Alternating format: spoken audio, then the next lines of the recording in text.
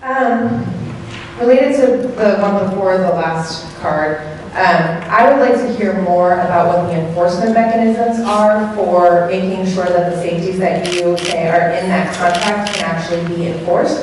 Because I think what you're saying assumes that these are good actors, and they are not good actors. They have shown repeatedly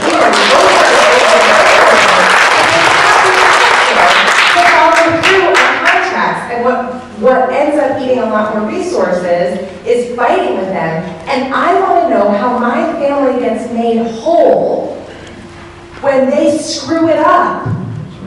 So I'm happy to answer that. So for every example that you see of water operators doing a poor job, water operators are operating throughout the country and you're not hearing about it. So I just want to note that. Two, the Providence Water Supply Board is the board that oversees the operations of the Providence Water Supply staff right now. That board would remain in place. It would continue to be regulated by the PUC for rates, and it would continue to be regulated by the Department of Health for quality. So all of the regulatory structures would remain in place for if we were to enter into a long-term lease. Fundamentally, the operations of Providence Water would not change substantially.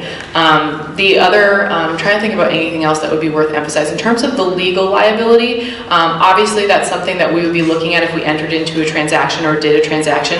I want to just emphasize for you, there's no one at the table with us right now. So we're not contemplating with any particular partner any type of transaction. So I don't have concrete examples for you of what a contract might look like or what the provisions might be, short of trying to get legislative approval with very specific controls. So I don't have a lot of data or information to share about a particular transaction because we just are not there yet. And again, we're talking about this because there aren't any other ideas that have come up that we've heard that are going to address this problem and not result in more catastrophic challenges in our community that we could talk more about.